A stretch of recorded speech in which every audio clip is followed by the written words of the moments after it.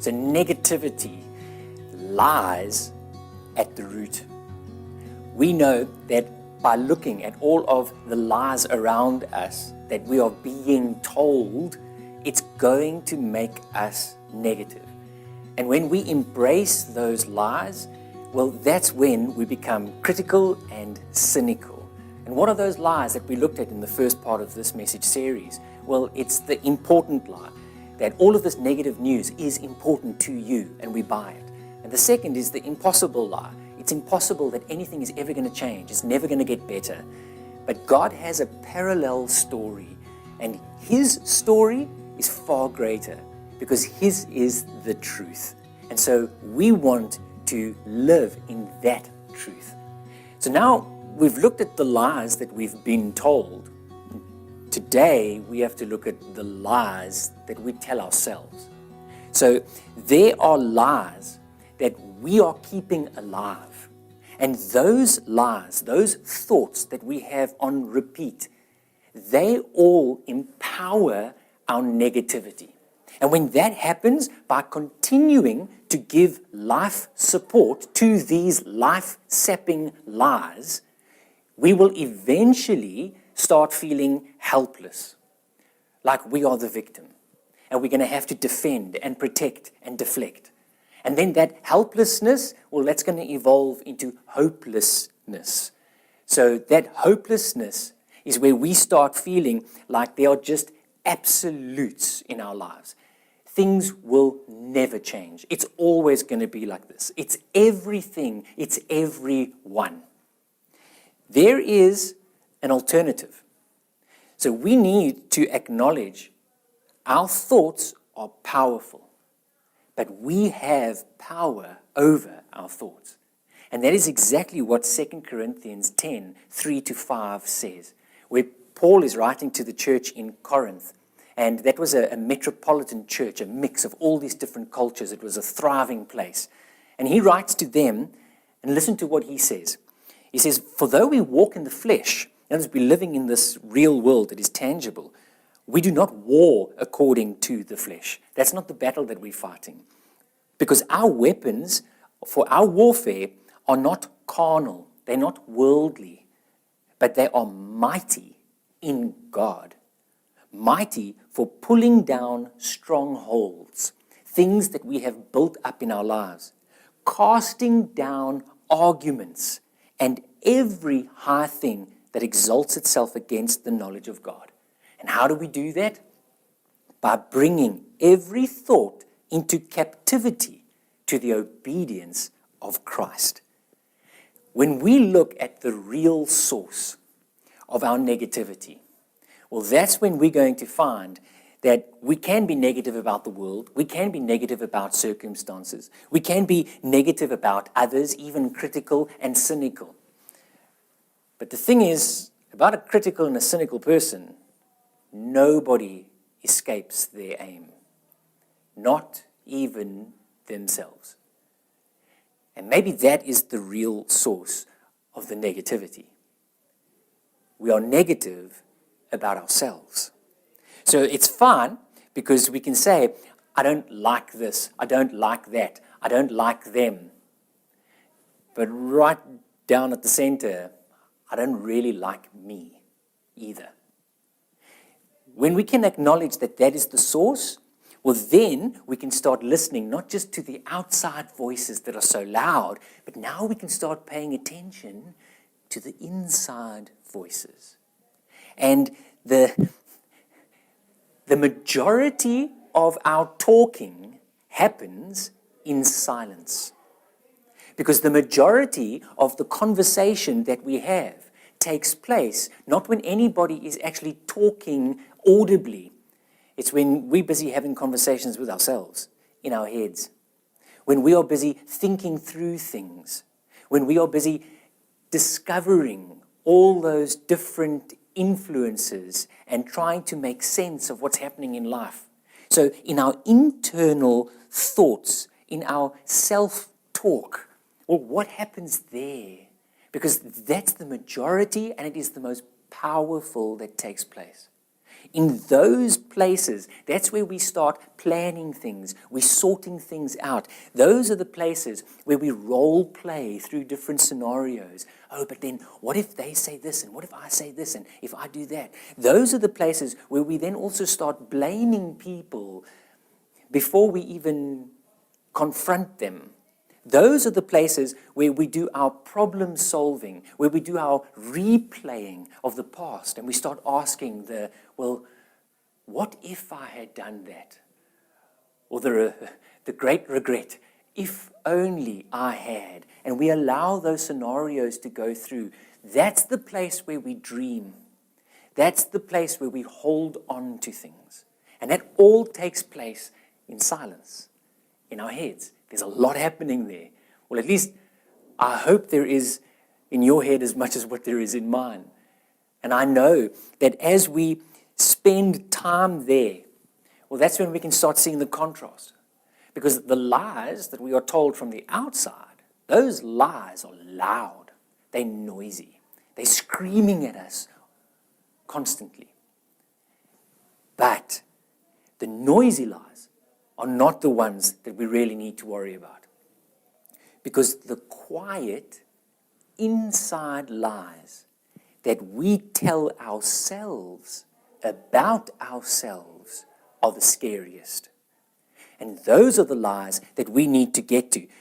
So just like a good hook in a song, that catchy part, where you find yourself repeating just that same little piece all the time, and you're walking around the house, it's like it's on repeat the whole day, and everybody's telling you, can you please just sing another song? So just like that catchy part of the song, well, that's what we are doing with many of the thoughts in our minds. We keep them on repeat, and repetition is incredibly powerful. When we take those core thoughts, the ones that we keep repeating, and we start looking and we're saying, so having an active conversation where you are aware of your thoughts, and that, not just the active conversation, but the thinking that goes with that, well, that's one layer. But there is a deeper layer, a much, much deeper layer. And that deeper layer is the things that we're not even actively thinking about. It's the things that we take for granted. That's how they are. I don't need to think about them. That's what it is. So what exists in that deeper layer? Well, those are the things where it informs our thinking. It's where our thinking comes from. It's the things where if we had to dig down and we had to really lay them out and say, well, what do you think about life? What do you think about yourself? What do you think about the world? What do you think about all those big concepts? What are the things that form your foundation and your identity? The things that you will say, well, the world is just like this. People are just like that. I am like this. And those are ones that we don't often go and explore or challenge. And here's the tough question. How many lies are lurking down there? Lies that we've embraced. Lies that we are keeping on repeat. Lies that are changing the way that we think. Because what lies at the bottom of negativity? Well, that's when we're going to go and find those lies that are lying there. The lies that are there, and here's the tough part. Those lies are being kept on life support. And you are the one providing it. Because a lie cannot exist on its own. It will die unless someone is keeping it alive. The truth is very different. The truth is self-sufficient. The truth will remain. Nobody needs to keep it alive because that's its nature. So if we can just see that because we are keeping them alive, we also have the power to allow them to die.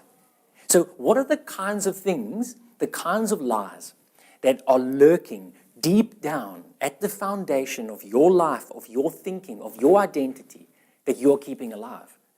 Yours are going to be different to mine. They're very personal, they're detailed, but probably quite similar. So if we have a look, we're going to think about what are the things that I am not necessarily even conscious of, but things that I will default to when I'm in a difficult situation.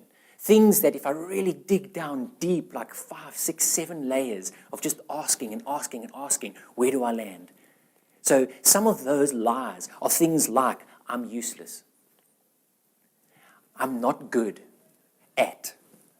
I'll never change. You can fill in the blank here. I'm not smart enough. I'm not good enough. I'm not talented enough. I'm not old enough.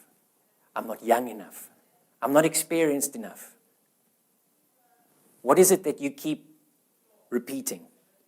What are some of those lies where you don't even verbalize them, but you allow yourself to think them? So nobody really cares about me. I'm not actually making a difference. Nothing that I do matters. What are those lies? I'm always going to struggle.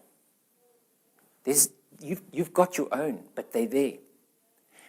I'm so beautifully encouraged by this proverb. Proverbs 12, verse 19, that says, the truth will last forever, but lies are soon found out. And that's why I can say that we are keeping the lies on life support. So by cutting off the life support, well, that's it. Then they don't live any longer. So if we want to see what happens if I don't challenge those, if I don't get to the root of them, and I keep repeating the lies, why do I then start feeling helpless, like I really am the victim of my own circumstances? What is the process? How do I get there? Because by keeping them on life support, that's where I'm going to land. And I'm going to start saying things like, well, you know what? They just don't understand. It's fine because they don't have to deal with the things that I'm having to deal with. Maybe they can, but I can't because. And that kind of thinking, it's all built on a foundation of lies. So when we start feeling like the victim, well, that's when we feel that we have to defend our position. We have to start protecting. We have to start persuading. We have to start convincing others of the reality that we have bought into in our own thinking that's built on lies. And here's the funny thing about that. Because we will share our conclusions. We will share our assumptions. We will share the version of reality that we've created in our minds and try and convince others because we're really trying to convince ourselves. But you know what you're not going to share? You're not going to share the truth of your lies that it's built on. And that's why we get away with it. Because instead of actually going to the root and saying, well, you know why I'm trying to convince you about this is because I don't think I'm good enough. No, we're not going to go there. We're just going to try and show you why I am good enough or why you are not good enough. And in that lies an incredible amount of negativity. And it's life-sapping. Because what we're really doing is we're giving our life energy not to the things that really count and to the conversations and situations that we should. We're giving our life energy to try and keep the lies alive. That helplessness then turns into hopelessness. So I feel like a victim, and then eventually I start feeling that there's no point. That I convince myself that it's all just useless. And I start feeling completely overwhelmed. So because I am not dealing with the lies at the root and I'm trying to convince myself and others that I really am the victim, well, then I start working in absolutes. And that's what leads to hopelessness. So the absolutes are, because things really are bad and I'm convincing myself and others, because it's so bad, now what happens is I start feeling, because I've convinced myself it's so bad, I start feeling overwhelmed. And overwhelm has 3 ugly cousins that come and live with it. And those three ugly cousins make you feel that what you are going through, the problem that you are facing, is personal. So all of the bad stuff that happens, you go and find, well, it's wrong because there's something wrong with me. It's personal. It's also pervasive, which means it's everywhere. So it's not just this one area, this one act, this one thing that I did, this one part of my character. No, it's my whole character. It's just who I am. It's everything that I've ever done. It goes in. This problem, this issue, well, it's everything, everyone, all the time. And the all the time is the permanent part. It's never going to change. It will always be like this. When I'm overwhelmed, because there is a real problem, but because I've built my identity and I've allowed these lies to be there, I'm going to feel it's personal, it's pervasive, and it's permanent. It's me, it is everything, and it's always going to be like that. That is what leads to hopelessness. But here's the beautiful truth. The beautiful truth, the truth about lies, is that it's very easy for us to get away with faulty thinking. So our lies thrive in our heads. The more time you allow those lies to keep running on repeat in your head, the more you're going to believe them. Here's the thing. We might allow ourselves what to think, but it's more difficult to believe everything that we say. And the reason for that is when we might believe our thoughts and not challenge them, but not everyone is going to believe our words. So as soon as you start talking about what you are thinking about, especially the things that are hiding in the dark, when you start allowing those to come to the light and you let them out, they get challenged automatically. The first level of challenge happens within yourself. Because as soon as you start verbalizing the things that you allow yourself to believe and think, you realize, oh, yeah, why do I think that? And here's the greatest solution of all. There is someone that you can talk to. There is someone who has the greatest truth about you. And that someone is always available. And he is asking that you actually talk to him about the things that you're thinking about. He is asking that you deal with those lies in his presence. Beautiful. When you look at Philippians 4, verse 6, and Philippians 4, 6 that says, be anxious for nothing, but in everything by prayer and supplication, and I love this part, with thanksgiving, because doesn't that just change the victim mentality? With thanksgiving, let your requests be made known to God. That little passage, or that part of Philippians, goes on to speak about the peace of God that is going to rule in your heart and in your mind. When you can see that even God uses absolutes there. He says, be anxious for nothing, but in everything, speak to me about it. That makes a huge difference. When you can see that God wants you to be dealing with those things, He doesn't want you to be embarrassed about your thoughts. He doesn't want you to try and hide your lies. He wants you to recognize them and then do something about it. And He's told you, when you are feeling anxious, that emotion needs to trigger something. When you see yourself being negative, that emotion needs to trigger something. And what are you going to do? Are you going to allow yourself to keep the lies on repeat in your head and try and convince everyone and end up feeling overwhelmed and hopeless?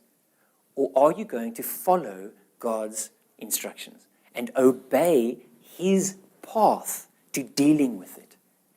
When you can get there, well, that's when you can 2 Corinthians 10:5 it. And that's what we need to do. You need to 2 Corinthians 10:5 your thoughts. You need to capture them to Christ. So you don't just allow them to exist. You challenge them. And you say, okay, so this thought, this thing that I'm thinking right now, I've got 3 questions for you. I'm thinking this. I don't have to own it just because I'm thinking it. I need to ask, who says? Who says I'm not good enough? Who says I'm not old enough? Who says I'm not intelligent enough? Who says who? 3 questions. Is it true? Is it helpful? Is it godly? You ask those 3 questions about your thoughts in conversation with God, and that's the answer. In fact, you probably won't even get to having to answer those 3 questions, because that's how clear and how simple it is when you have a conversation in God's presence.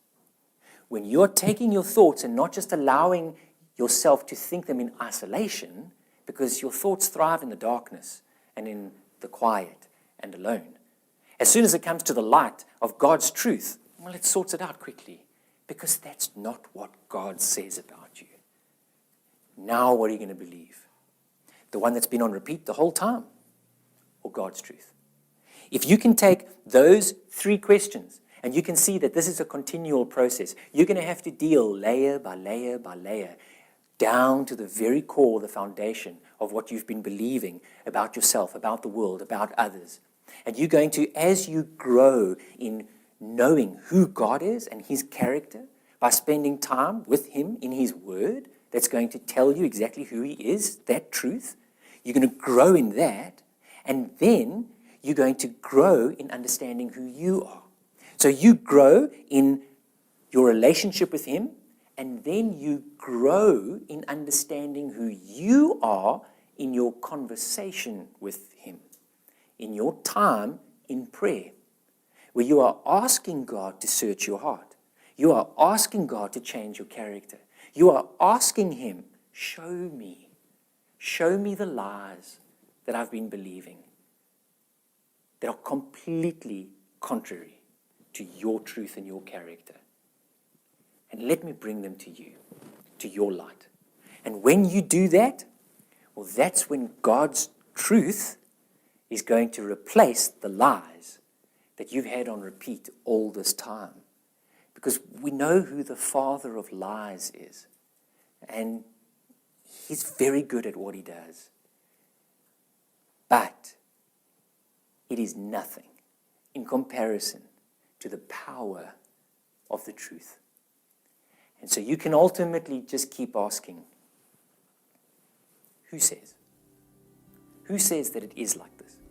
Who says that I am like that? Because this is what God says. And I'm choosing to believe what he says over everything else, especially the lies that I've been keeping on life support. Father, thank you that we have your truth. And Father, thank you that we can know you. Father, I pray that we will be serious about sorting out the lies within our own lives before we start looking at others and the world around us and pointing out things. Father, help us to search our own hearts. And I pray that as we do that we will not be afraid, but we will know that it is the greatest work that we could ever do, because it is the work that you want us to do. And that our lives will be built more on your truth than on the lies that we believe.